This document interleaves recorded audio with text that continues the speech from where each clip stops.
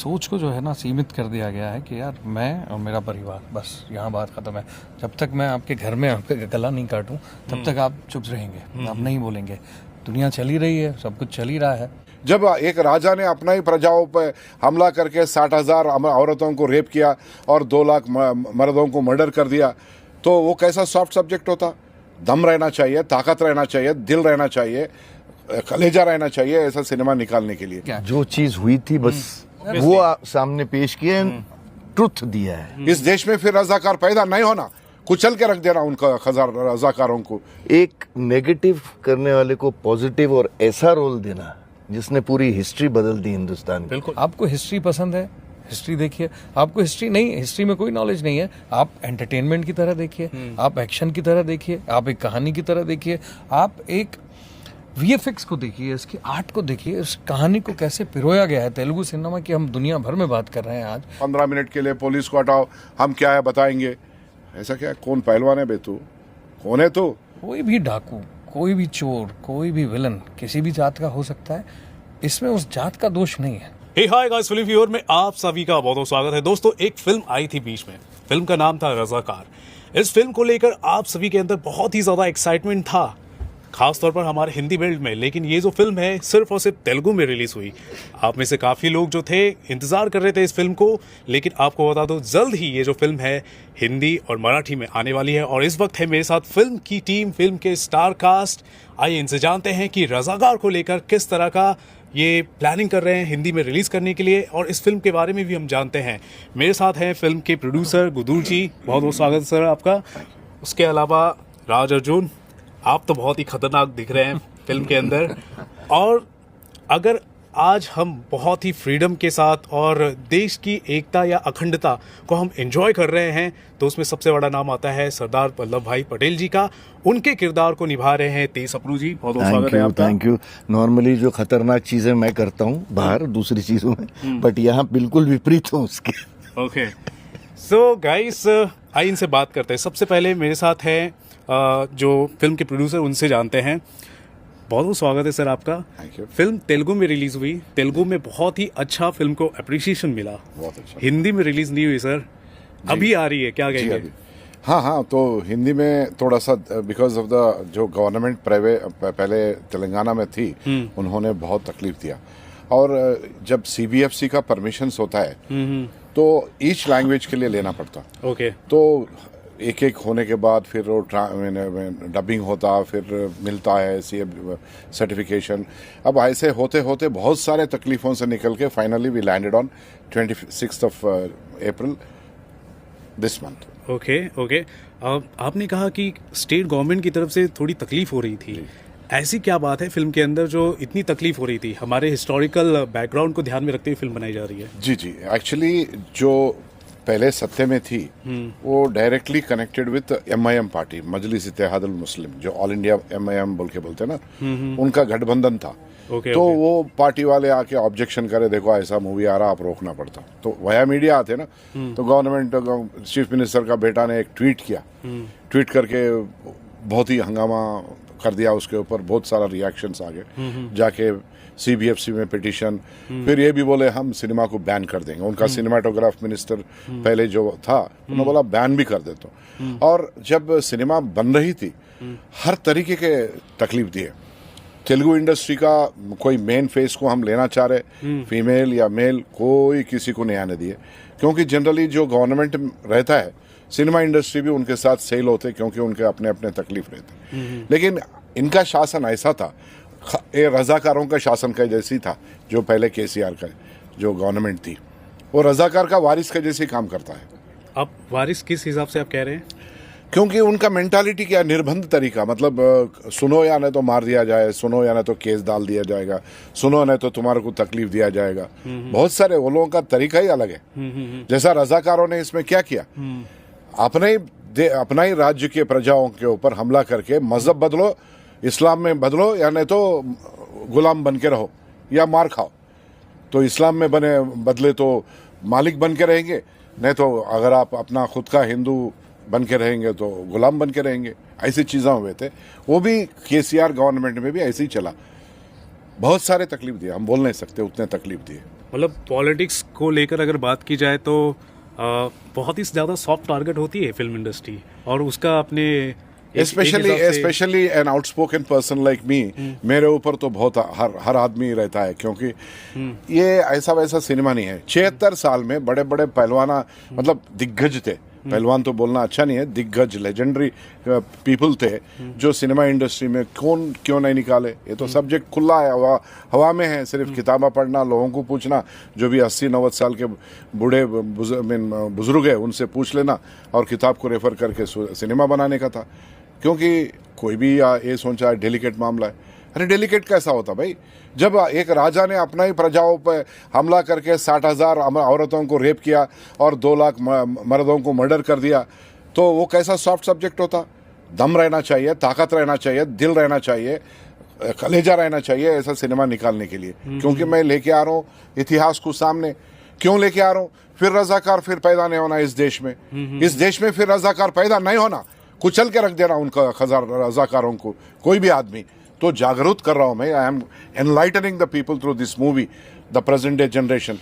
आज का भारत में 142 करोड़ लोग हैं, नागरिक है, तो उनमें कम से कम 100 करोड़ नागरिक तो जवान लड़के हैं, 18 लड़कियां 18 साल से और 35 साल के उम्र वाले। तो उनको तो जानकारी होना चाहिए। क्योंकि अब जब सुनते रहते थोड़े राजनैतिक लोग जो रहते हैं, अरे 15 मिनट के लिए पुलिस को हटाओ, हम क्या है बताएंगे।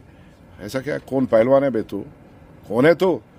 इस भारत माता का बच्चा है गुरु नारायण रेड्डी, जो भी हो, जो समझता है भारत माता का बच्चा, वंदे मातरम बोलना है। ऐसा कैसा तुम अलग तरीके से, तो दूसरा तरीके से जाते। हम ये सिनेमा निकाले, ये रजाकारों का हिस्ट्री पे निकाले, निज़ाम का हिस्ट्री पे निकाले, कोई मजहब का अगेंस्ट नहीं है। कैटेगरिकली मैं बोल रहा हूँ। बहुत सारे मित्रों का एक मिसअंडरस्टैंडिंग हो सकती है उनके मन में या दिल में कि अरे क्या है वैसा है। एक कुछ नहीं, कोई मजहब का अगेंस्ट नहीं है। सिर्फ इतिहास कुछ सिनेमा के रूप में मैं लेके आया। इतिहास के पन्ने हैं, वो बहुत ही खून से, मतलब क्या बोलते हैं उसको, देवर सोक्ड विद ब्लड। राइट। अगर कहानी अगर बताई जा रही है, वो भी ट्रू इंसिडेंट पर बताई जा रही है, वो भी हमारे इतिहास में लिखा जा रहा है, फिर भी प्रॉब्लम हो रही है। चलिए कोई बात नहीं। रजाकारों की अगर जब बात हो रही तो सर बहुत ही ज़्यादा कहेंगे कि आवेश में आ जा रहे हैं, क्योंकि इमोशनल भी हो रहे हैं। आप तो फिल्म के अंदर जो रजाकार हैं, उनके जो मेन जो जनाब होते हैं, उनका किरदार निभा रहे हैं। क्या कहेंगे, रजाकार क्या सचमुच में ऐसे थे? वो आवेश में आ रहे हैं, जोश में आ रहे हैं, उसकी एक वजह है। वो एक बार जब मैं इनके साथ बैठा था तो इन्होंने बताया था कि इनकी शायद मदर को या ग्रैंड मदर को बॉम्बे भेजा गया when she was 7 years old. When she was 7 year old, she was sent to Bombay, क्योंकि वैसे तब जो है वहाँ पर फीमेल्स के साथ बुरे काम हो रहे थे। वो छोटी थी, लेकिन इतना डर था, इतना टेरर था कि रजाकारों से सेव करने के लिए उनको उनकी मदर को वहाँ भेजना पड़ा था। इसलिए वो इमोशन आ जाता है, इसलिए वो जोश में आना जायज़ है। मैं एक्टर हूँ तो मुझे ठहराव के साथ ही चीज़ें समझ में आती हैं। और लेकिन जब मैं इन्वॉल्व हुआ वहाँ, तब मुझे मेरा भी खून खौलता था, जब मैं एज ए पर्सन इस बारे में सोचता था। अब जो बात बार बार उठ के आ रही है, तो इसको हम जात पात से अलग कर दें। कोई भी डाकू, कोई भी चोर, कोई भी विलन किसी भी जात का हो सकता है। इसमें उस जात का दोष नहीं है, उस आदमी का दोष है। हम उसे उस आदमी की तरह देखें। इस फिल्म में मेरा कोई एक धर्म है, उसे उस धर्म से क्यों जोड़ रहे हैं हम? हिंदू धर्म के भी बहुत सारे लोग अलग तरह का काम करते हैं ना, तो हम तो तब नहीं बोलते ये हिंदू ऐसा, इसने ऐसा किया। तो किसी धर्म को हम बीच में ना लाएं। सिंपल बात है, एक आदमी है, उसका एक विजन है कि एक मुस्लिम स्टेट होना चाहिए इस दुनिया में। मैं जितना चाहूँ, जितनी दूर तक नज़र फैलाऊँ, मुझे सिर्फ मुस्लिम ही मुस्लिम देखना चाहिए। अब उसका जो मोटो है, उसे पूरा करने के लिए जो भी बीच में आएगा, जो भी हिंड्रेंस बनेगा, जो भी ऑब्स्ट्रक्शन बनेगा, उसको ख़त्म कर दिया जाए। Simple logic. अब इसमें एक सूडो थॉट आती है, जैसे सद्दाम हुसैन ने किया, जैसे हिटलर ने किया, जैसे जितने भी आप दुनिया के बड़े बड़े बारबेरियंस का एग्जाम्पल ले लें, उनकी एक थॉट जो है वो कहीं किसी तरह के सूडो थॉट से जुड़ती थी, कहीं एक पागलपन की थॉट से जुड़ती थी। उनका एक विजन वो एक अपनी इमेजिनरी दुनिया में बना लेते थे, और उस मोटो को पाने के लिए वो हद पार कर जाते थे। ये इस फिल्म में, और ये 1946 टू 48 के बीच का इरा है। इसके बारे में अगर आप डिटेल में गूगल पे, IMDb पे पढ़ेंगे तो आपको डिटेल मिल जाएगी रजाकारों की। आप चाहेंगे और ज़्यादा डिटेल में जानने के लिए तो आपको बुक्स, ढेर सारी बुक्स हैं। जब मैं इस कैरेक्टर के बारे में मैंने पढ़ना शुरू किया तो बहुत सारी किताबों का मैंने संग्रह किया और उनको पढ़ा, तो रेफरेंस उन सब में है इसके बारे में। और दूसरी बात, एक कहानी, जैसे हम अक्सर क्या होता है कि हम जब एक कहानी, नॉर्मल कहानी देखते हैं तो उसमें एक हीरो होता है, एक हीरोइन होती है, एक विलन होता है। विलन जब मर जाता है तब कोई बात नहीं करता है उस पर, हीरोइन के साथ कितना ही बुरा हो जाए तब कोई बात नहीं करता है। सडनली अगर हम एक फिक्शन लेकर आ रहे हैं और हम कह रहे हैं ये हिस्ट्री है, हम उसे दिखा रहे हैं, आपको हिस्ट्री पसंद है, हिस्ट्री देखिए। आपको हिस्ट्री नहीं, हिस्ट्री में कोई नॉलेज नहीं है, आप एंटरटेनमेंट की तरह देखिए, आप एक्शन की तरह देखिए, आप एक कहानी की तरह देखिए, आप एक VFX को देखिए, इसकी आर्ट को देखिए, इस कहानी को कैसे पिरोया गया है। तेलुगु सिनेमा की हम दुनिया भर में बात कर रहे हैं आज कल, और इसकी ट्रेलर से आपको पता चलेगा कि ये किस क्वालिटी का काम है, तो उसे उसकी क्वालिटी के तरीके से देख लीजिए। मेरे ख्याल से काम लोग देख चुके हैं, बस वो फिल्म देखना बाकी रह गया है। सर बहुत बहुत स्वागत है सर आपका। Thank you. आपकी एक सेपरेट फैन बेस है मेरे ख्याल से पूरे फिल्म इंडस्ट्री की अगर बात करूं, और इस महान किरदार को जिस हिसाब से आपने निभाया है, काबिल तारीफ है सर। क्या कहेंगे इस किरदार के लिए? बहुत ही रिस्पेक्टेबल किरदार है, बहुत ही दिल से लोग इन्हें पसंद करते हैं, तो कितना चैलेंजिंग था आपके लिए? ये सबसे पहले तो मैं बोलना चाहूँगा, I am very thankful to Gudur ji and जो हमारे डायरेक्टर है याटा, कि उन्होंने मुझे ये किरदार के लिए चुना। हैदराबाद अखंड भारत का हृदय है। मैं हैदराबाद को दूसरा कश्मीर नहीं बनने दूंगा। ना संधि ना समर्पण, युद्ध तो होगा। अगर आप बेसिक का देखें तो मैंने 13 भाषाएं की हैं, तमिल, तेलुगु, मलयालम, कन्नड़ भी पूरी की, 5-5-4 ऐसे करके। लेकिन उसमें थोड़ा नेगेटिव रोल्स थे, जो भी मेन, एक नेगेटिव करने वाले को पॉजिटिव और ऐसा रोल देना जिसने पूरी हिस्ट्री बदल दी हिंदुस्तान की। बिल्कुल। जैसे कि आप जानते हैं कि प्रिंसली स्टेट्स में 556 राउंड अबाउट 565 में उन सबको एकजुट करना किसी ऑर्डिनरी आदमी का काम नहीं हो सकता।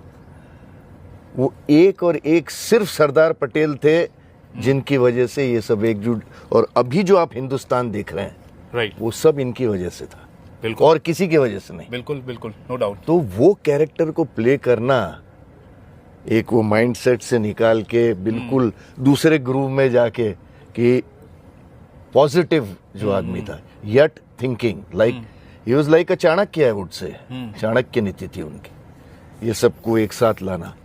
Right right. बहुत मजा आया करते हुए। बाकी कैसे किया है वो तो आप लोग देख के आप ही बताएंगे कि मैंने कैसे किया है। बिल्कुल बिल्कुल। सर आपसे ये भी पूछना चाहूँगा, क्या निज़ाम के जो लोग थे एक डिल्यूजन में रहा करते थे?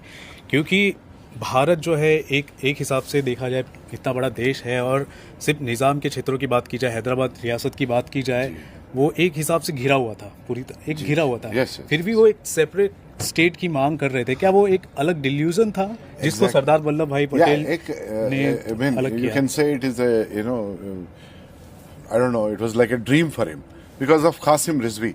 See, actually, मीर उस्मान अली पाशा और उनका पीछे खानदान को देखे तो एक ही आदमी बुरा था, वो चौथा आदमी था। पांचवा आदमी तो एकदम अल्लाह मियाँ का जैसा था। मीर महबूब अली पाशा, हमारा दादा भी उनका जैसा ड्रेसिंग करते थे, बंद गला, साइड लॉक्स लगा के वैसा, तो उनको आइडल मानते थे। लेकिन ये जो 7th निज़ाम निकल गए, वो सोच थोड़ा उम्र बड़ा होते थोड़ा सोच अलग होती है ना, तो सोच गलत हो गया। वो एक्चुअली हैदराबाद में बीच में फंसा हुआ है, दिल के जैसा। तो इसके बारे में एक बड़ा पत्रिका थी, एक पत्रकार था, उनका नाम है शोएबुल्ला खान। उन्होंने इमरोज बोल के एक पत्रिका चलाते थे, उसमें लिखे, भारत भारत नहीं होता जब तक ये दिल जैसा हैदराबाद उसमें मिलती नहीं। तो उसके लिए उसको हाथ काट दिए, जिस हाथ से लिखे, और उसका गर्दन काट दिए, उसको शूट कर दिया गया, मार दिया गया। आज भी शोएबुल्ला खान के ऊपर एक जो भी पत्रकार बेस्ट आउटस्टैंडिंग पत्रकार होता है, उनको ईयरली उनको एक अवार्ड दिया जाता है उसी के नाम पे। तो ये ऐसा नहीं कि कोई मुस्लिम भी नहीं लड़े रजाकारों के अगेंस्ट में। शेख बंदगी लड़ा, ये भी लड़ा, और बहुत सारे लोग हैं, अरुणा आसफ अली भी उसमें मौजूद है, और मखदूम बोल के और एक है कम्युनिस्ट लीडर, वो भी मौजूद है। तो ये सब चीज ये लोग भी लड़े, लेकिन इस बुढ़ापे में शायद मीर उस्मान अली पाशा को एक सपना था तुर्किस्तान बना देंगे, मतलब जिन्ना, उन्होंने एकदम जिन्ना वहाँ पाकिस्तान ले लिया, कुछ भी नहीं करा। मैं तो, मेरा बाप और दादा परदादा का खानदान 224 साल का इतिहास है हमारा, निज़ामों का इतिहास, हम कुछ नहीं बन सकते क्या बोल के एक घमंड घुस गया उसके अंदर। तो घमंडी बन गया, अरे हम तो तुर्किस्तान बना के रखेंगे, पाकिस्तान के साथ जोड़ देंगे। अरे समुंदर का किनारा होना है। वही ब्रिटिशर आके एक आदमी एक बार आता उसको एडवाइस करने के लिए, देखो तुम्हारा पूरा ये सब सेटअप पूरा इंडियन यूनियन में मिक्स कर दो, नहीं तो बुरा होगा। अरे नहीं, हम तो गोवा खरीद रहे बोल के उनके साथ डिस्कशन होता। किससे खरीद रहे? पोर्चुगीज से खरीद रहे, क्योंकि समुद्र तीर होना है उसको। He needs a sea shore so that he can be connected to the international world. Then he had to forcibly join with Commonwealth nations. तो कॉमनवेल्थ नेशंस में ज्वाइन हो नहीं सकता, इंडिपेंडेंट कंट्री नहीं है वो। तो वो उधर गया, एक लियाकत अली खान बोल के जो प्राइम मिनिस्टर ऑफ पाकिस्तान के थे, उधर गया था कुछ दूसरा असाइनमेंट में, उनको यहाँ बुला के प्राइम मिनिस्टर बनाते। ये सब चीज़ें वो एकदम क्या है, वो image, you know, you can say it's all immature thinking, you can say at a later age. Sir, आपका ये ड्रीम था, एक पैशन था कि इस फिल्म पर कहानी बनाई जानी चाहिए? क्योंकि जब भी मैं आपसे सवाल कर रहा हूँ ना, you get so emotional. Actually देखो, हम गांव में, शहर में पैदा हुए, लेकिन गांव में पले। 7 साल का उम्र से हम लोग तीरने जाते थे, नदी में, नहीं तो बावड़ी में, नहीं तो तालाब में। तो नदी है एक छोटा चिन्ना एरू बोल के, हमारे गांव के बाजू में नदी है। वो नदी के ऊपर एक बहुत बड़ा ब्रिज था। इन्होंने 16 सितंबर 1948 को ब्लास्ट किए। कौन? रजाकारों ने। उससे 15 मिनट पहले मेरे दादाजी से बहुत बड़ा जंग लड़े, मतलब कोई तलवार चाकू वाकू नहीं निकला, लेकिन सबके पास सब हथियार थे। लेकिन मेरा दादा ने बोले, रजवी गांव में, मेरे गांव में नहीं आना, क्योंकि लास्ट में कन्वर्ट करने के लिए या मर्डर करने के लिए, रेप करने के लिए नहीं आ रहे। लास्ट में ये मालूम हो गया कि आर्मी स्टार्ट हो गई 5 डायरेक्शन से, आप आर्मी आके अपना काम कर देगी, इस बीच में जो भी मिलता लूट लेंगे। सो लूटने के लिए आ रहे थे। वो होने के बाद 1.5 किलोमीटर दूर में ये ब्रिज को ब्लास्ट कर देते। तो हमारा बचपना उस ब्रिज, तो टूटा हुआ ब्रिज के ऊपर हम चढ़ते थे, पानी में कूदते थे। एक माहौल में आपका बचपना गया है, जिसकी वजह से आप थोड़े से इन्फ्लुएंस में हुए। कोई भी गांव गए तो बुर्ज बुल के रहता है, ऐसा कॉनिकल शेप में, पत्थरों से बना के रहता गाँव में। ये क्यों बना है? रजाकारों से बचने के लिए। क्यों बोलो तो वॉच टावर में रहते थे, कोई भी घोड़े पे जीप में आ रहे तो ऐलान करते थे, रजाकार आ रहे, छुप जाओ या बंदूका ले लो, नहीं तो वो चिल्ली पाउडर ले लो, मिर्ची का पाउडर लेके हाथ में रेडी रहो। तो जो भी होता, जो मार के जाते, जो मार खा के जाते, ऐसा होता। राइट। रजाकारों का बहुत ही बड़ा खौफ है, और उसी खौफ को दर्शाने वाली एक फिल्म आ रही है। ये इतना भी नहीं है रवि गुप्ता जी, इसमें और एक चीज है, एक ताजुब की बात है। देखो, अपन सुनते dreaded people of the world कौन है? एक निटलर, देन ईदी अमीन, फील्ड मार्शल दादा ईदी अमीन ऑफ उगांडा, फिर सुनते हैं सद्दाम हुसैन, फिर सुनते हैं कर्नल गडाफी ऑफ लेबनान, फिर थोड़ा वियतनाम में सुनते हाँ, वो नॉर्थ कोरिया का कहीं तो बाहर ही नहीं आता। लेकिन अमेरिका वाले आके उधर वियतनाम में हमला करे, फिर वो लोग जमीन में से चूहों का जैसे आके ठिप बोल के मारते थे, 20 लोगों को मार के फिर चूहों के जैसे जाते थे। फाइनली अमेरिका फेल हो गया उधर। ये सब चीजें सुने। फिर एक सुने कौन सा अपना ये है ना, फनोम पेन, नहीं, ये बाजू बैंकॉक के बाजू में देखो क्या कंट्री है, छोटा सिंगापुर, नहीं, छोटा, उसका नाम हुन सेन प्राइम मिनिस्टर है बहुत सालों से। कंबोडिया। अच्छा, कंबोडिया में हुआ था। फिर हजारों में मार दिया गया। यहाँ हजारों में नहीं, लाखों में मार दिए। 2 लाख हिंदुओं को मार दिया रजाकारों ने। 60,000 महिलाओं का बलात्कार किए। क्यों करे भाई? आपका राज्याकांक्षा के लिए, मतलब मैं मेरा राज्य बनाऊंगा, मैं इसका राजा बनूंगा, मैं इसका नाम होगा तुर्किस्तान। ठीक है, पागलपना है। तो ये चीज को इतिहास के जो पन्नों को बाहर लेके आके आज के जमाने का नौजवानों को बता के फिर ऐसे चीज कोई पैदा नहीं होना देश में बोल के एक जागरूक करने के लिए, एक एनलाइटन करने के लिए सिनेमा निकाले। राइट। किसी का कोई मजहब के ऊपर नहीं, कोई भाई के ऊपर दुश्मनी नहीं है, ना द्वेष है, ना और कुछ नहीं है।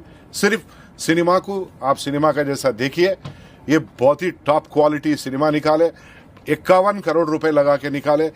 आपको 1947-48 को लेके जाके आपको सिनेमा बताने की पूरी कोशिश की। पिन टू प्लेन तक हम पूरा कोशिश ऐसा करे कि इसमें इमैक्युलेट काम होना बोल के। आखिरी बार में आप लोगों का एक रिएक्शन लेना चाहूँगा। हमने देखा है कि वर्ल्ड में हिस्ट्री की अगर बात की जाए बहुत सारे एट्रोसिटीज़ हुई हैं, और जब भी इस तरह के वारदात हुए हैं तो उस देश के, उस समाज के लोगों ने बाद में उसका कंडेम किया है। अभी एग्जाम्पल के तौर पर हम जर्मनी को ले ले या फिर जापान को ले ले, उनके जो लोग हैं कंडेम करते हैं, खुले तौर पर कंडेम करते हैं। लेकिन हमारे देश में क्या होता है, हमारे जो ओपिनियन से अलग हो जाते हैं। जो इतनी बड़ी बड़ी एट्रोसिटीज़ हुई हैं, कंडेम तो छोड़िए, लोग सपोर्ट भी करते हैं। यहाँ तक कि अगर सच्चाई को बताने की पेशकश होती है तो उसका विरोध भी होता है। उस पर आप क्या कहेंगे? मुझे ऐसा लगता है पर्सनली, यहाँ सर्वाइवल का बड़ा इशू है। तो आदमी अपनी ज़िंदगी में इतना फंसा हुआ है, उसे सर्वाइवल, घर, परिवार, वो सब देखना है। और दूसरा, सोच को जो है ना सीमित कर दिया गया है कि यार मैं और मेरा परिवार, बस यहाँ बात ख़त्म है। जब तक मैं आपके घर में आपके गला नहीं काटूं तब तक आप चुप रहेंगे, आप नहीं बोलेंगे। दुनिया चल ही रही है, सब कुछ चल ही रहा है, तो वो उस तरह की एक धारणा बनी हुई है। इसकी वजह से लोग कंडम नहीं करते हैं। और शायद कई बार लोगों को लगता है कि यार इस पचड़े में पढ़ना क्यों, क्योंकि हर दिन नया एक इशू आ रहा है, कभी जाति के नाम पर, कभी किसी और नाम पर, कभी किसी और नाम पर। तो कई बार लोग सेंसिबिलिटी के लेवल पे अलग हो जाते हैं। कई बार लोग सोचते हैं कि मेरा मुद्दा नहीं है, कई बार सोचते हैं परिवार है। डर भी एक अलग अलग, सबके अलग अलग विजन, अलग अलग विजन है, अलग अलग रीजंस हैं, इसलिए भी ऐसा होता है, ये मेरा मानना है। लेकिन जब ये फिल्म रिलीज होगी तो इनके साथ मैं मतलब एक ही भाव क्या बोलते हैं, I don't agree with him because he is a cinema guy personality who acts आप in एक different पॉलिटिशियन है, आप तो अलग नहीं, मैं बोलेंगे। पॉलिटिशियन ही नहीं, मैं भारत माता का बच्चा हूँ। मैं किसी से भी नहीं डरता, सिर्फ ऊपर वाले से डरता, मेरा गुरु से डरता, माता पिता से डरता, और जो मुझे अच्छे बात बोल के कभी भूख लगे तो खाना लगाए सो उसका मैं कर्जमंद बन के डरूंगा उससे। क्यों डरना, किसके साथ डरना है? मेरे को 1100 थ्रेट्स आए, 1100 थ्रेट्स सोशल मीडिया पे, मार देंगे, काट देंगे।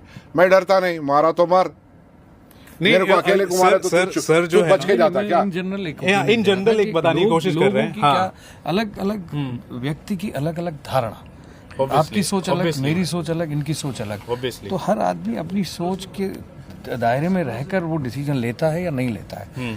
मैं कहना चाह रहा हूँ कि इस चीज को हम इस जाति पात के धर्म से अलग कर दें।